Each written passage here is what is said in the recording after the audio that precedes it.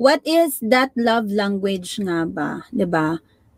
Actually there are different ways of expressing and receiving ng ating love sa ating partner, 'di ba?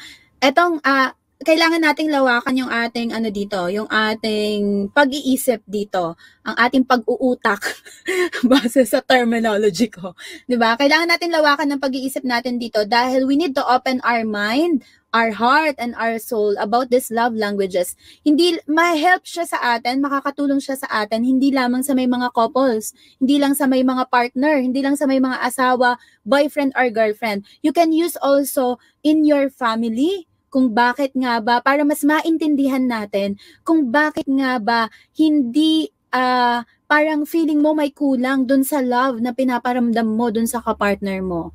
Actually, guys, we are not expert here in love, but we are just expressing and sharing our thoughts and opinions base sa aming kaalaman, base sa aming experience. Dahil ang pinakamatalab nga na thoughts and opinions na pwede nating ibahagi sa isa't isa ay of course yung ating experience, 'di ba?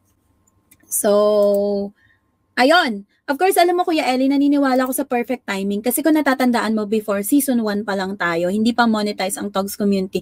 Gusto ko tong i-topic, pero aantay ako ng perfect timing. Maybe this is the right timing na pag-usapan natin yung love language.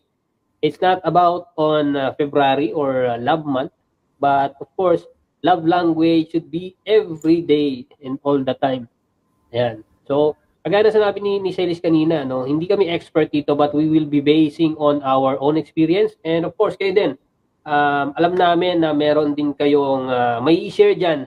At siguro, marireveal sa inyo, love language pala ang tawag doon. Kaya pala. Oo.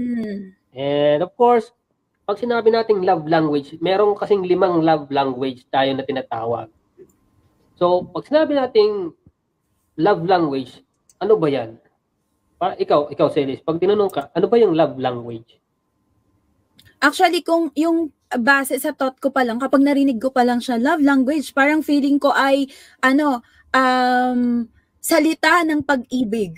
'Di ba? Kapag tinagalog mo siya, tatagalogin mo lang siya eh. Hindi, kumbaga, hindi mo pa lalawakan yung pag-iisip mo. Kasi before, I don't know that. Lagi ko lang siyang naririnig. Love language. Lalo na dun sa church namin, Kuya Ellie.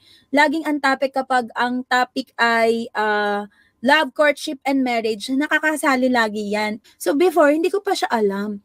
Parang siguro, para sa akin, parang languages of love. Siguro, ang pagkakaintindi ko pa dyan before parang ang iba't ibang words ng love. Parang, I love you.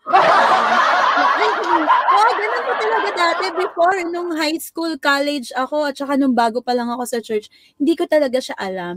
And dun ko nalaman at naintindihan na meron palang iba't ibang ways ng languages ng love natin. It's about expressing and receiving, 'di ba? Ang love language ay expressing to your partner or to other people or one person, and at the same time receiving, 'di ba? Dalawang ways ang love 'di ba? You will express and you will receive, 'di ba? Hindi naman pwedeng sa pag-ibig kapag dalawa kayo, isa lang ang express ng express 'di ba? Wala kang marireceive, hindi pwedeng ganoon. Dapat it's two-way, lalo kapag sinabing pag-ibig, love, ganyan. Yes. And of course, kagaya na sinasabi mo, it's a way of communicating your love to your partner or to your loved ones. Parang it will serve the bridge kung paano nyo may communicate ang inyong love sa inyong partner, inyong loved ones, sa relative, or sa kaibigan. It's not limited, ang love language ay hindi limited sa mag-partner lang. Ang love language ay kailangan ng bawat isa, and we have to understand what are the love languages na meron tayo at meron yung mga kaibigan natin or yung partner natin in order for us to deliver or satisfy the love that they want. Hindi ibig sabihin na ito yung gusto kong gawin, ibig sabihin gusto yan ng partner mo o gusto yan ng taong nakapaligid sa'yo. So we have to find out kung paano natin may ibigay yung love language ng mga tao na nakapalibot sa atin. para naman ma-develop natin yung ating relationship sa kanila. Relationship in a sense na hindi lamang yung love relationship, but of course, yung friendship, yung pagiging Yung part pagiging ng community. closeness nyo, Oo. Diyan Yun yan. magbe-base sa magkaibigan, 'di ba, or in one community, kinakailangan siya dahil doon papasok yung trust na matatawag, and bakit kapag kakatiwalaan nung kaibigan mo or ng one partner mo, and also it needs also in one team, in one community, especially kung few lang kayo sa members nyo, yung parang ganon, sa group nyo, ganyan, na parang, ay, ang needs pala nito ay ganyan, kailangan laging ganito, ganyan. Kaya minsan parang feeling mo na ibigay mo ng lahat dun sa kapartner Kulang pa rin. mo. Kulang pa din. Parang, alam mo yun, especially maraming may reklamo dyan na mga kalalakihan Especially kapag usaping pag-ibig, kapag mag-boyfriend, girlfriend, or mag-asawa. Talagang bakit ganon? Meron pang isang nag-testify, ma-share ko lang bago tayo pumunta sa ating 5 languages of love. May isang nag-testify na kapatiran namin na asawa niya. Papasok pa lang ako nun sa pagiging couple, mag-fiancé couple. Fiancé ko pa lang si Rodney nun. Then sabi niya, yung misis ko, pastor, grabe, binigay ko ng lahat, niregaluhan ko ng lahat, nagsabi naman na ako ng I love you araw-araw, pero ba't ganun, kulang pa din? Lagi pa din may reklamo, lagi pa din galit. Diba? Hindi naintindihan ng lalaki kung bakit ganun yung misis niya. Pumasok ngayon itong love languages. Itong 5 languages of love na meron palang kailangan inaaral natin ng isa't isa. 'Di ba? Kailangan araw-araw inaaral pa rin natin yung isa't isa talaga.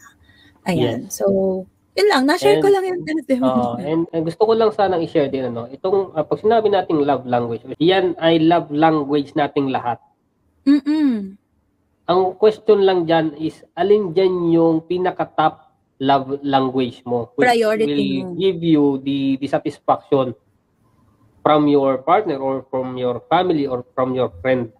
Kasi 5 yan, kumbaga ika-categorize mo na, alin ba dyan yung talagang pinaka-love language ko? Alin yung top 1, top 2, top 3? Hanggang sa pinaka-list o yung pan-5. Kumbaga, doon mo siya makukuha kapag alam mo yung love language niya.